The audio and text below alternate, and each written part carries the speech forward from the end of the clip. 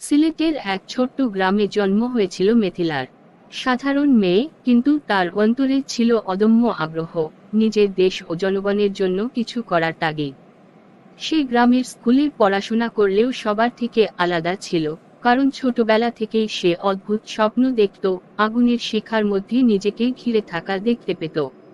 একদিন রাতে ঝড়ো হাওয়া ও বজ্রপাতের সঙ্গে এক অজানা আলো মিথিলার ঘরে এসে পড়ল। আলোটি ছিল উজ্জ্বল লাল ও সোনালী রঙের।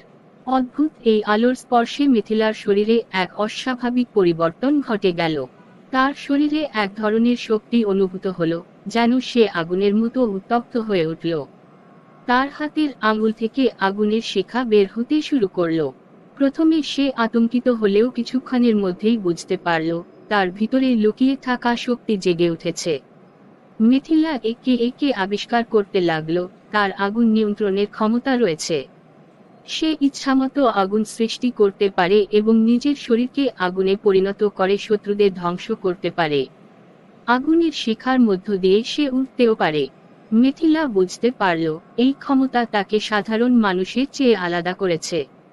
কিন্তু এই ক্ষমতা দান করার পেছনে কোন রহস্য আছে কিনা, সেটাও তার মাথায় ঘুরতে লাগলো। সে তখন ঠিক করল, এই ক্ষমতাকে ভালো কাজে লাগাবে, মানুষের সাহায্য করবে, তাদের রক্ষা করবে। মিথিলার গ্রামে একদল দুর্বৃত্ত এসে উপদ্রব করতে লাগলো। তারা গ্রামের সাধারণ মানুষকে নির্যাতন করত, তাদের সম্পদ লুট করে নিয়ে যেত। গ্রামের মানুষরা আতঙ্কিত হয়ে পড়েছিল। মিথিলা ঠিক করল, এই দুর্বৃত্তদের বিরুদ্ধে রুখে দাঁড়াবে।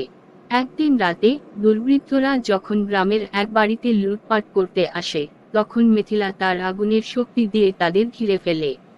দুর্বৃত্তরা আতঙ্কিত হয়ে পালাতে চাইল, কিন্তু মিথিলা তাদের চারপাশে আগুনের বৃত্ত তৈরি করে ফেলে। তাদের পালানোর কোনো পথ রইল না। মিথিলা একে একে তাদের সবাইকে শাস্তি দিয়ে গ্রামবাসীদের সম্পদ ফিরিয়ে দেয়। মিথিলার সাহসিকতার কথা দ্রুত ছড়িয়ে পড়ল। সে এখন শুধুমাত্র তার গ্রাম নয়, সারা দেশের মানুষের কাছে পরিচিত হয়ে উঠল।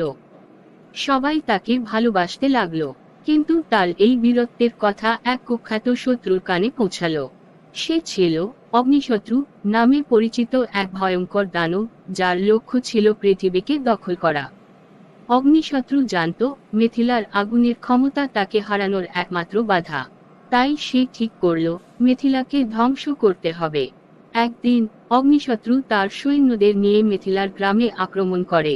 মিথিলা তার আগুনের শক্তি দিয়ে অগ্নিশত্রুর বিরুদ্ধে লড়াই শুরু করে। কিন্তু অগ্নিশত্রু ছিল অসম্ভব শক্তিশালী। মিথিলা তার সাধ্যমতো লড়াই করছিল, কিন্তু অগ্নিশত্রু বারবার তার উপর আক্রমণ করে যাচ্ছিল। গ্রামবাসীরা ভয়ে আতঙ্কিত হয়ে পড়েছিল। কিন্তু মিথিলা থেমে যায়নি। সে তার সমস্ত শক্তি একত্রিত করে অগ্নিশত্রুর বিরুদ্ধে শেষ আক্রমণ চালায়।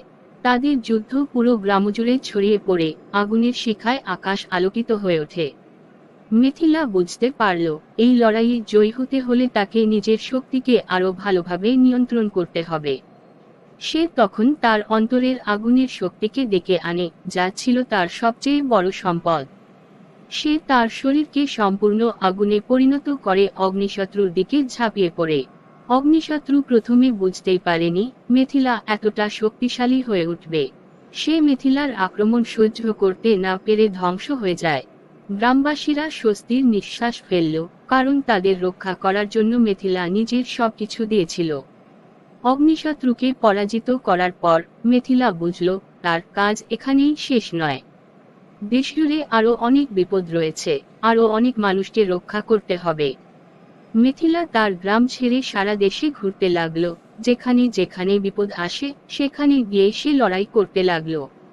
তার নাম ছড়িয়ে পড়ল সারা বিশ্বে, আর তাকে সবাই জানল আগুনের মেয়ে নামে।